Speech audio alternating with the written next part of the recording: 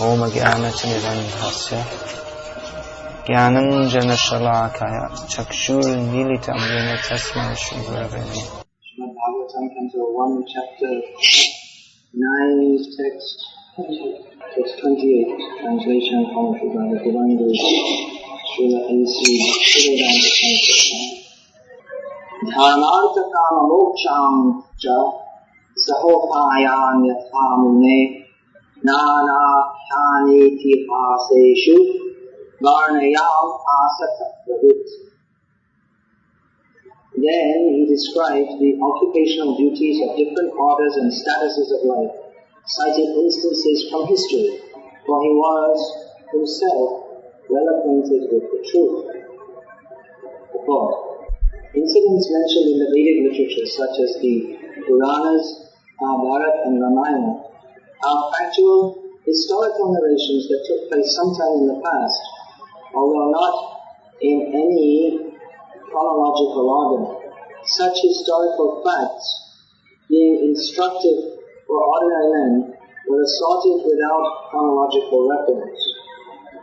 Besides that, they happen on different planets, made in different universes, and thus the description of the narrations is sometimes measured by 3 dimensions.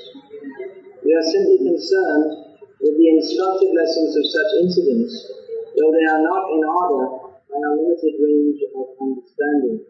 Vishnudev described such narrations before Maharaj Yudhishthira in reply to his different questions. God is making the point herein that narrations explained in Shastra are not necessarily in chronological order, not necessarily given in chronological order. Mahabharata and Ramayana are more or less in chronological order. Mahabharata, of course, there are different stories which are out of chronological order, but within the structure of the main text, they are within chronological order, because what happens is there is a basic chronological order, but then within the course of that, some rishi will give some narration, which is from the past. So many things are described in there which are from the past, but they're described within the context of a rishi relating them within the main text, which is in chronological order, more or less. So often in Mahabharata you'll find it's very complex, and it's difficult to keep track of what's going on, because you'll find there's the main story, then within that, one rishi will begin to narrate one story. Now within the story that he's narrating, another rishi will narrate another story. And within that, another rishi will narrate another story. And to keep track of it, it's difficult. It's like these Russian dolls, you know, have you seen it? There's one kind of doll they make in Russia, wooden doll. You open it up in the middle, and there's another one inside. And you open up that, and there's another one inside. And you open up that, and there's another one inside. So, in this way, to follow the storyline of Mahabharata, it's quite difficult. It said, Sri Shudra Dvija Bandhunam Traina Veda Gochaya. It's Sri Shudra and Dvija Bandhu, which are prominent in this Kali Yoga. They are not fit to understand. Sri means woman, Shudra means Shudra, hello Shudra, Sandhya. In the Kali Yoga, everyone is born as a Shudra. And Dvija Bandhu, the fallen descendants of the Brahmana caste, they are not fit to study the Vedas. Therefore, Vyasadeva compiled the Mahabharata, which is the summary of all the Vedas, which is easy for them to understand. But then the Mahabharata itself is not so easy. Now at this stage we are lower than Shudras. Shudradhana, lower than Shudra. In fact, if someone calls us a Shudra, we should think, oh, that's a compliment. Because the actual Shudra in Vedic society is a much more cultured and disciplined and pious person than the average person of the modern age. Just like, I'll give an example, this Gokul Chandra Babu in Salem was just telling me that the RSS group is calling them to give some lectures to the cadres of the RSS. And he found that they're supposed to be standing up for Hinduism, but they know nothing. They don't know that Ayodhya is the birthplace of Lord Ram. They think it's just a place where you go and fight or pull down mosques and Wahipa Mandir Banindu. That is the place we will build a temple. That used to be a slogan of the VHP. I think they forgot that one. It means we will build a temple, the temple. So they just think that they don't know Ayodhya is the birthplace of Lord Ram. They don't know that even the names of the different Kaushalya, Sumitra, Kaikeyi, you know all. You know? Yes, I couldn't. Okay, very good. Who are they? Who are they? Can you say Ramani? Wives of Dasharatha, who is the father of Lord Ramachandra. Lord Ramachandra, who else?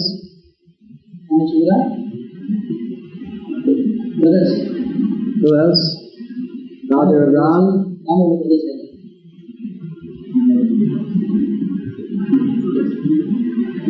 What are the names of brothers of Lord Ram? Ram. So Dasharatha is the father of Ram, Lakshman, Shatrugna, and Bharat. And who else? One daughter, yes. Shankar. Very good. Okay. She was born long before Ram and his brothers, because she was married before that too.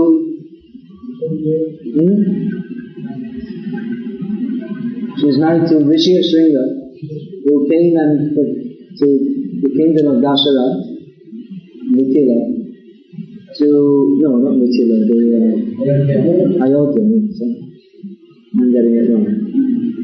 So, and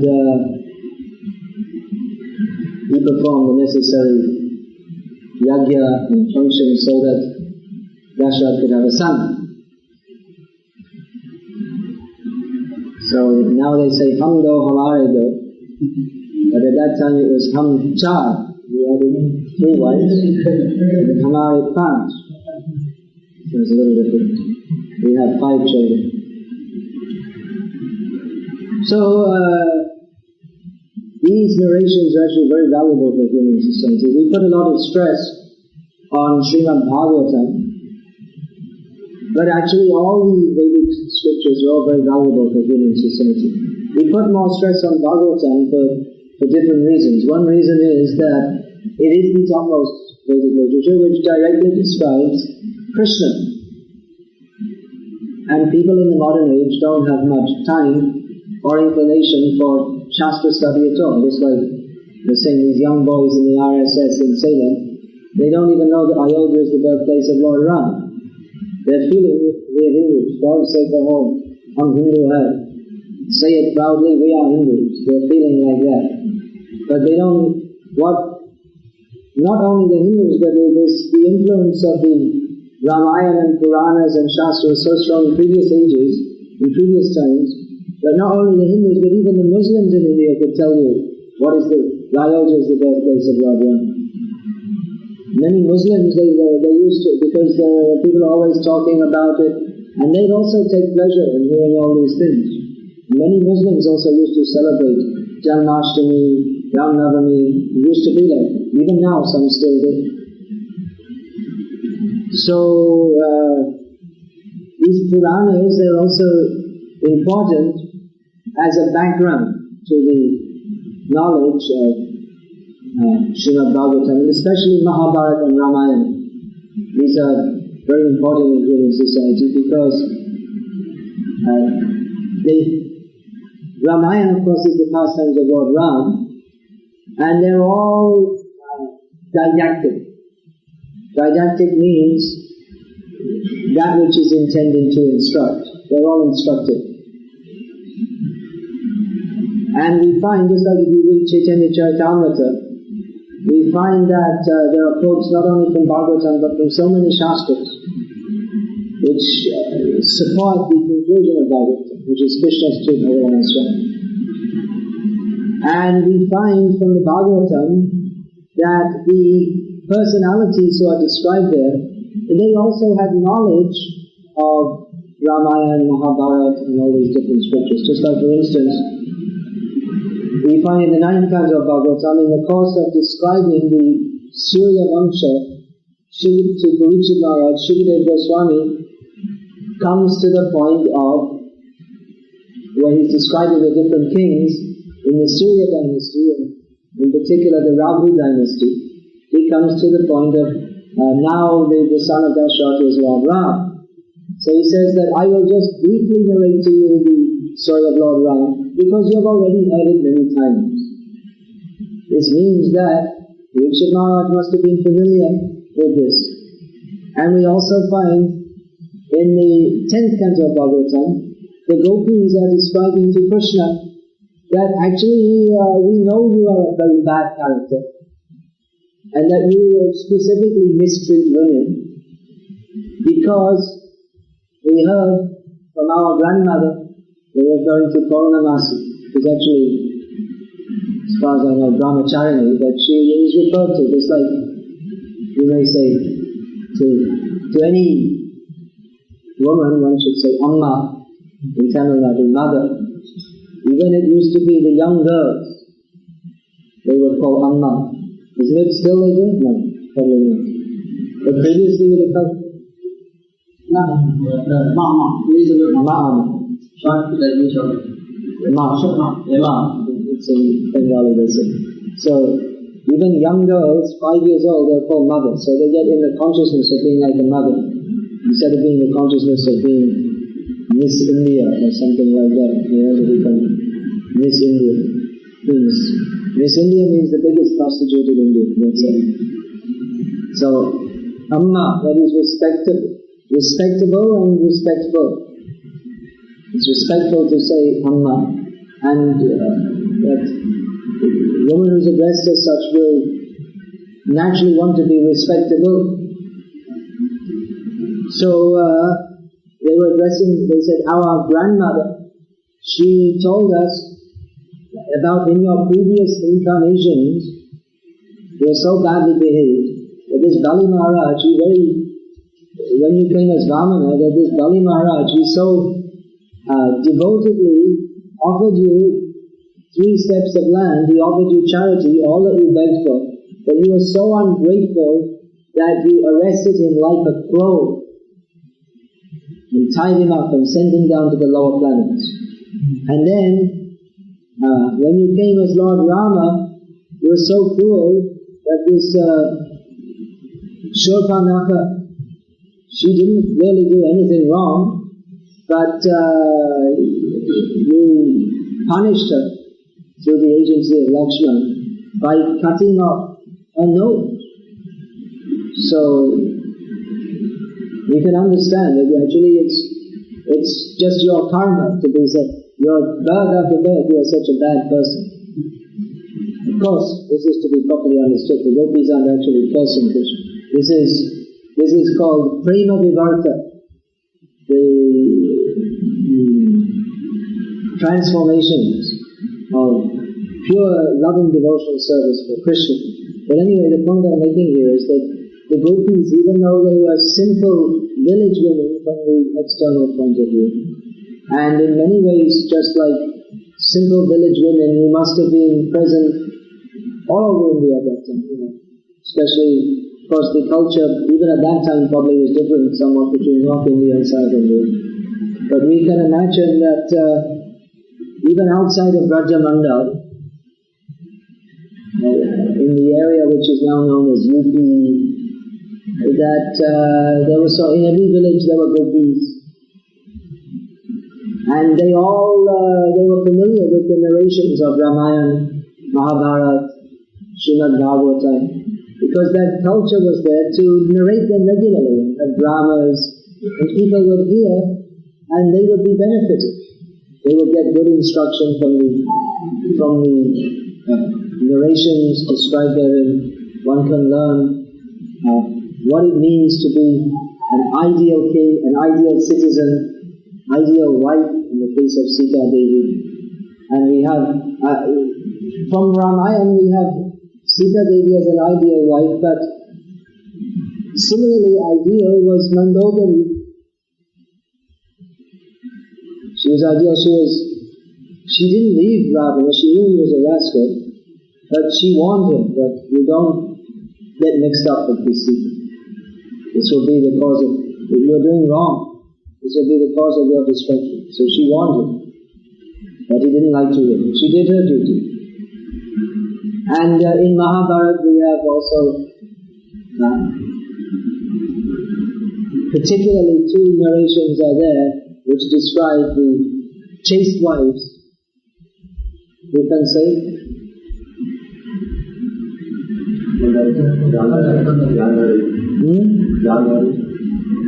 Gandhari. That's there, but there are two particular. You see, the Gandhari, there's no particular story about her, but she's definitely very chaste. But there are two particular narrations in Mahabharata, which long stories. No, because her story it's intertwined. What I mean to say in Mahabharata, there are two stories which are separately given, which long stories, which one is Savitri and Satyabhama, and the other is, you said it, Nala and Damayanti. Nala is the husband, Damayanti is the woman. Romantic story. Actually, one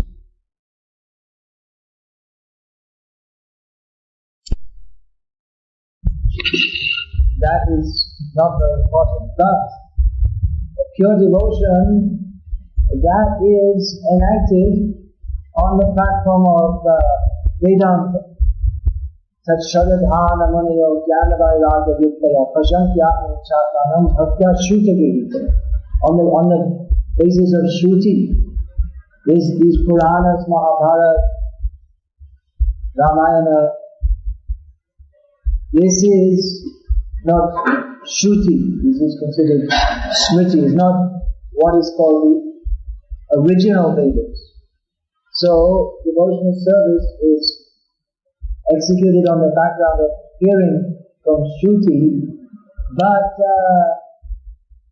actually in Shastra it's also stated that one cannot properly see if he only studies Shruti. Smriti is also required, because they're like two eyes. If you have only one eye you can see, but not properly in focus. Two eyes put everything properly in focus. So Shruti and Smriti are like two eyes. So these are required to understand. Not only, you see here it's described how Bhishma Devi is describing Raja Dharma, Stri Dharma, Dana Dharma, all what is the proper behavior for persons within human society. So actually these are important also. These books, especially Ramayana, Mahabharata and Srimad Bhagavatam, these are the basis of the Vedic culture that was previously so widely practiced in India. And also other Shastras. The Vishnu Purana is very popular in this area, especially because Srimad Ramanujacharya is given special importance to them. Now, in Orissa, especially South Orissa, and to some extent in northern Andhra Pradesh, you'll find that Nrsimha Purana is very popular, and many devotees of Nrsimha Devi. I'm staying I'm renting a room at this time in Puri. I'm going back there today, in a Brahmin house where they don't have a TV, and morning and evening they recite Nrsimha Purana in Oriya translation.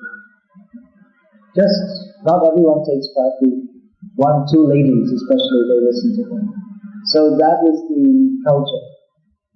So Other Puranas are there also. So these form the basis of Vedic society. That South Orissa, they're attached to Lord Nrsimhadev as he appears as Lakshmi Varaha Nrsimha Swami at Simhachala, which is near to Visakhapatnam in northern Andhra Pradesh, close to the border with Orissa.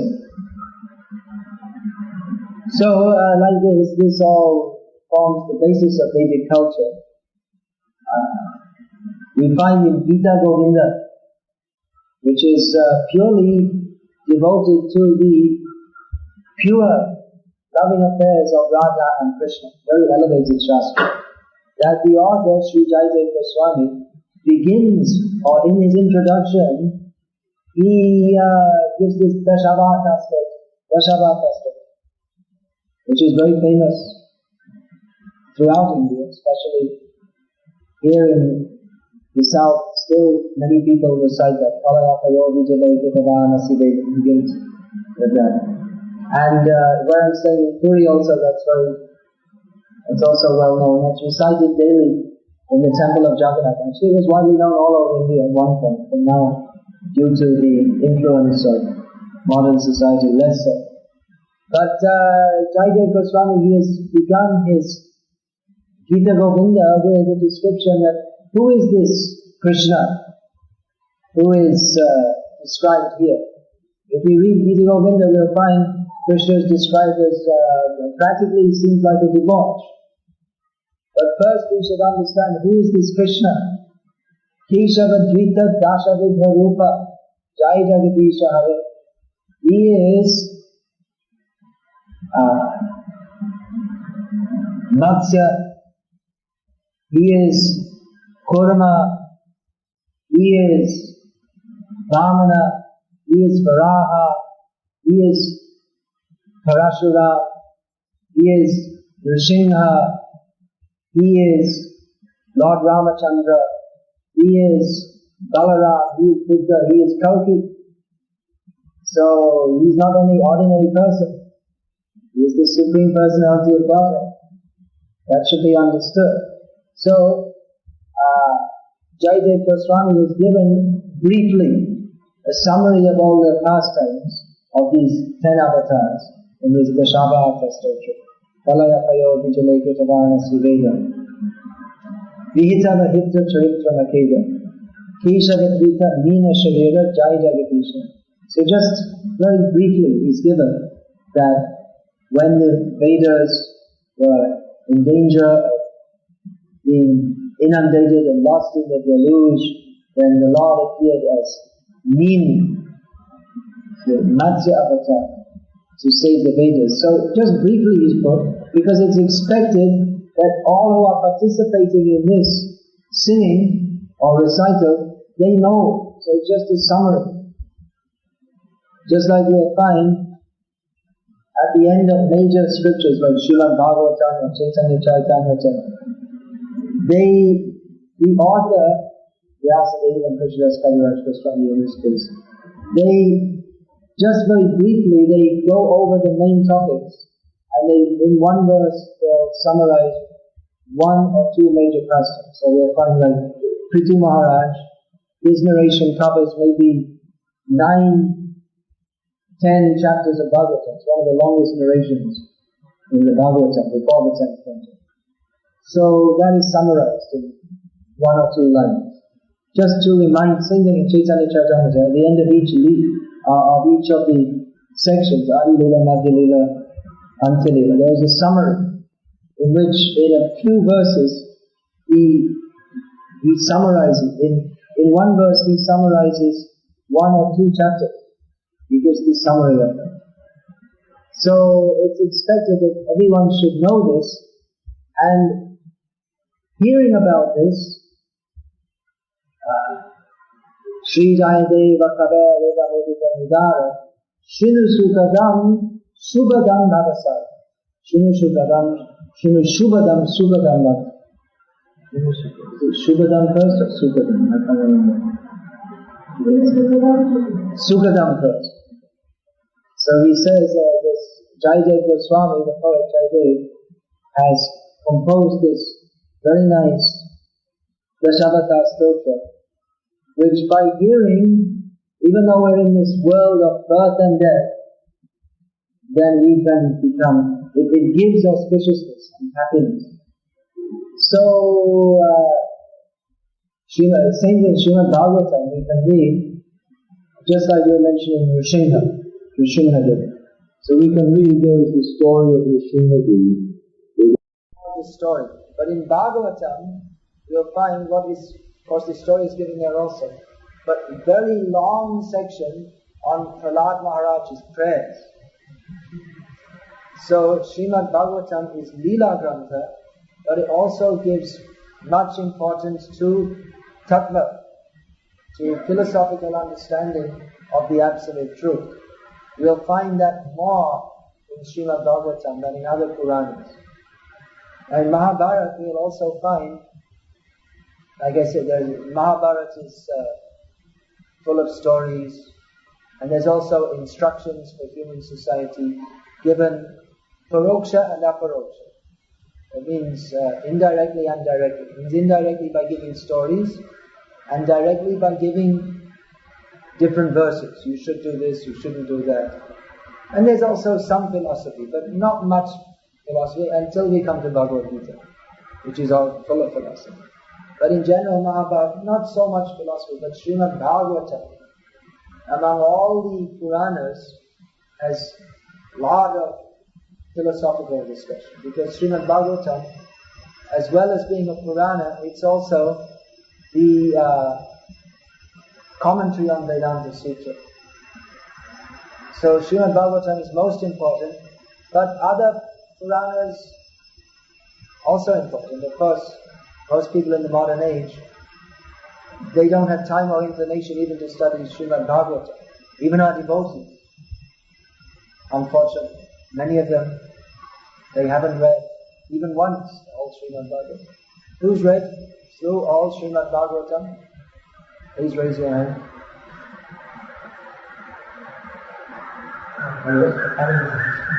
None of you. You didn't read? Now you're retired for what? 2 years? Now you have time, isn't it? You should read for 2-3 hours every day. Really? Very important. It's a good idea to retire, but now you should take the opportunity for studying very carefully this Srimad Bhagavatam.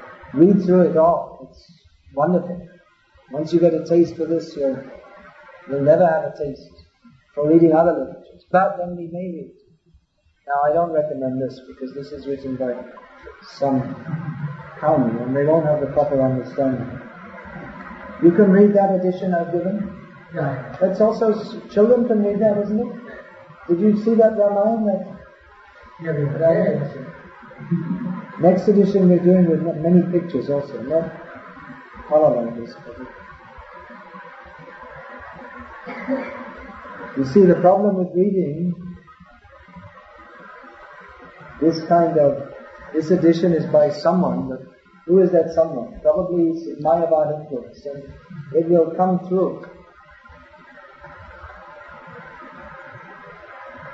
It will edited by Gita Menon. So Menon means iron, or the Naya. Yeah. So so unless they're initiated in ISKCON, the Nayas, they're all Mayavadis. Menon, Keralites, they don't have not only Keralites, but people in general. I mean, if it had been Iyengar, then there was more hope. Nowadays, Iyengar means they mostly don't understand either, because they don't take systematic training. But the point is that definitely their misunderstanding is going to come through. There's another very popular edition of Ramayana and Mahabharata, very concise, published by Bharatiya Vidya Bhavan. Actually, it's not Bharatiya Vidya, it's not the actual Vidya, it's the Avidya, or the Vikrita Vidya, the perverted Vidya they're promoting. So it's very popular, they're giving many editions of that Rajagopalachari's edition. And they also have bigger versions by this Kamala Subramanian. But they're all infected with the wrong ideas. That yes, we give great respect to Lord Ram. He doesn't actually exist because he's just a transformation of the mode of goodness or something like this. So that's actually why I made this edition of Ramayana in the first place. Because I saw all our devotees, they're reading this Kamala Subramaniam's edition. And she's completely Mayavad. So it's very dangerous. Most devotees, they don't have enough philosophical depth or discrimination to find the Mayavad when it comes. And that means they get infected by it. So what is that? Avaishnava mukho dhirnam putam harikatamritam shravanam naiva kartavya sarpo chishtam yathavai. You should not hear harikata from non-devotees. They say, well, they're only speaking about Hari. Just like yesterday that devotee said, well, the Shankaracharyas, they always say Sri Hari, Sri Hari. But that is, Sri Hari or Hari Katha as found in Ramayana, Mahabharata, Srimad Bhagavatam. That is all nectar, Amrita. But Amrita means that which stops death, Amrita. But Amrita also means milk. Sometimes milk is called Amrita because milk is supposed to help elongate our lives. That means cow's milk without injections, and you can't get that kind of milk nowadays. It's difficult to find. So the example is given that milk is Amrita, just like nectar. But if a snake drinks that milk, poisonous snake drinks, then whatever milk is left over, if you drink that, that will not be Amrita, that will be Mrita, that will cause us to die. It's full of poison. So it looks the same, it may even taste the same, but the effect is different. If we hear from non-devotees, then instead of getting the benefit of becoming immortal by hearing about Krishna, instead of entering into the immortal service of Krishna in the Lok Vrindavan, our whole spiritual life will be spoiled. So don't hear from non-devotees. And we should not hear from mixed devotees, we should hear from pure devotees. Just like there are some good reciters, maybe they come from Vrindavan, not here so much. They're mostly reciting in Hindi. Or they may even be from Vallabh Sampradaya or something like that. But we have to see what is their character, what is their understanding. We should hear from pure devotees. They made some system in some congregational programs that they invite everyone to come, and all the new people, they all give their opinions and discuss. But I'm not in favor of this. They should hear. They should learn to hear. If they're not ready to hear, then all right, you could take prasadam. But what is the use of listening to people who don't know and have the wrong idea? We should, even in the temples, it's not that we should listen to anyone. We should listen to those who actually have entered deeply into Shastra, who understand the import, who live according to it. We should be very careful who we hear from. Because if we don't hear the right thing, then we'll hear the wrong thing. Absolute truth means that there is no defect. If someone is not 100% pure devotee, then there will be a defect in what he says. So when they say, then who shall we hear from? 100% pure means still there may be some residual bad things in the heart, but he's 100% dedicated himself to the principle of full surrender to Krishna, the Supreme Personality of Godhead. Such a person may be considered a pure devotee. Such a person we should hear from. But if we hear from someone who thinks that, well, just like mostly people think God is someone who is our order supplier. Yesterday I was looking in this, The Week magazine did an article on does God exist, and some physicist had given a 60%, 7% chance. according to physics. But he said, personally, my own opinion is that it's much closer to 100%. So they were analyzing and they gave some different opinions. They gave the opinion of, what's his name, Ram Jet Malani, is it? Yeah, so he gave, yeah. So he gave his opinion, lawyer and politician. Did he win in his election? He was opposing Vajpayee, wasn't it? He lost in Lucknow, I think, or something. Anyway, he gave his opinion that, well, basically I believe in God, but I've been having my doubts recently because, you see, there was this earthquake in Gujarat, and so many children, they were suffered, and they were buried under the rubble, and very slowly they died. So if there's God, why should He do that?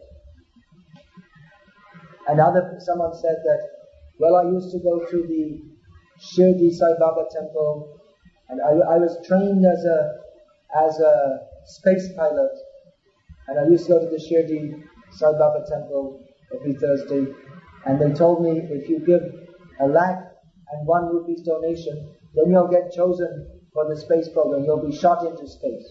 So I did it, but still I didn't get shot into space. So now I don't believe in God. These are intelligent people. He's trained as a astronaut, or his Ramjet Nalani. By his intelligence only, he's become prominent. He's a prominent lawyer, so you have to be very intelligent. But materially intelligent, but spiritually full, number one. Because they think that God, you see, they think if there's God, God means all powerful. And if there's God, it means He's good, and kind, and just. So how can there be God if there's so much suffering in the world? This is an ancient problem for the Christians, theological problem. The answer is that it's given by Krishna in Bhagavad-gita. Purusha sukha dukkhanam bhukti hetu vichita. That we ourselves are the cause of our suffering, not God. We bring it upon ourselves. So this could be the subject of another big lecture, but there's no time. Time, tide, wait for no man, and trains don't wait for many people, but not for me.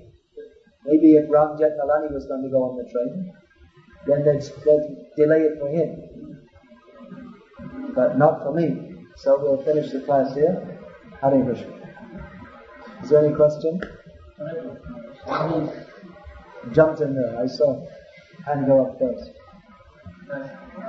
You said that in Chaitanya Charitamrita, various quotes are given from different shastra which support the view of, which supports the Bhagavad conclusion, yes. So, there are other Puranas like Vedic Puranas and Samadic Puranas where some descriptions are given, some stories are given which are contradictory to the Bhagavad philosophy. People are asking. There are some stories given in different shastras which are contradictory to Bhagavad philosophy. They may appear to be, they may not be, or they may be also. Therefore, we have to understand shastra through our acharyas. Just like, for instance, Chaitanya Mahaprabhu himself quoted from Brahma Vaivarta Purana that Ashramedam Davalangyam Sannyasa Pala Paitrikam Devarena Sutatratim Kalo Pancha Vivarjayat. That in Kali Yuga 5 activities are proscribed. Not prescribed, proscribed. Proscribed means forbidden. So, what are they? Offering a cow in sacrifice. Actually, first comes offering a horse in sacrifice, offering a cow in sacrifice, taking sannyas, offering meat in shraddha to the forefathers, and begetting a child in the womb of one's brother's wife. So, Chaitanya Mahaprabhu quoted this to the Kazi to say that there is shastric, it is allowed in Shastra that there be cow sacrifice. This came up in the context of a discussion with the Kazi, Chand Kazi. And he also said in the course of relating this that this is, sannyas is also permitted in Kali Yuga. But Chaitanya Mahaprabhu, in his Leela as Acharya, himself took sannyas. So what is the purport of this? This Bhaktisiddhanta Saraswati Thakur explained that actually Brahma Bhagavata Purana is a Rajasic Purana. So that is meant for people in the Karma Kanda.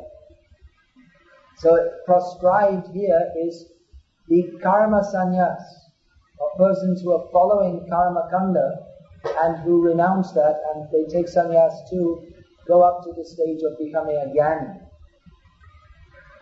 But the sannyas which is described in Srimad Bhagavatam, Itans asthaya paramanishtam adhyasitam protanaina hadvihi aham tarishami durantaparam tano mukundam vimishayurada.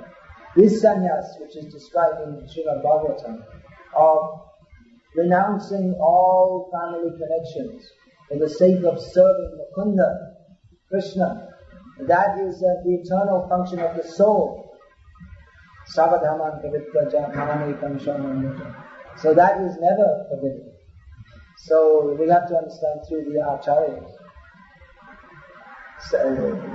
Sannyas, this sannyas, to dedicate everything in the service of Mukunda, that can never be given up. That should always be there in human society. You have one question, then we'll finish. But is it true that somebody is worshipping a demigod very sincerely? Will be elevated in confidence? If one is worshipping a demigod very sincerely, once Prabhupada was asked about what is the position of a sincere atheist. The Prabhupada said it's like saying an honest thief. If one is actually sincere, he will worship Krishna. Worshipping demigods means you want something from them, so it's not actually sincere. Just like someone has a high office, just like this Jai Lalita, I heard, that people, when the candidatures are being distributed for election, then people will come down and bow down to full dandavat. So it looks like surrendered servants to her, but they want to get the seat. They don't care for her. They want to get the seat.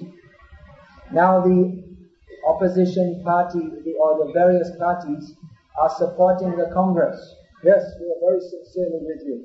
But everyone knows that within a few days they'll turn around and stab them in the back.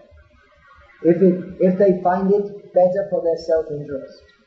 So sincere means that we are acting without self-interest.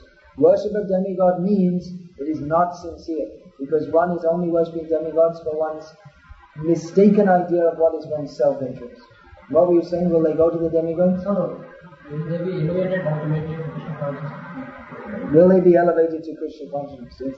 If they are fortunate enough to meet a pure devotee and take his guidance. Even if they go to the demigods reciprocate with them like demigods, not like administrators of the material world. Generally they don't reciprocate with people as devotees. So worship of demigods doesn't automatically lead to Krishna Bhakti. Therefore Krishna rejects Kamaistai hidajana pradatyante nivevitaha antavaktukalam tesham tanpavatyalpamedasa. This is one of your big obstacles. Yesterday we turned out obstacles in devotional service. That even we find people they take to Krishna consciousness, they get initiated, but still they remain attached to all this demigod worship. You have to choose. What do you want? You want Krishna or you want Kali, Shiva, Durga, Ganesh, Sai Baba? What do you want? Well, Sai Baba isn't a demigod. He's not even a demi-demon. He's a complete demon. So, but people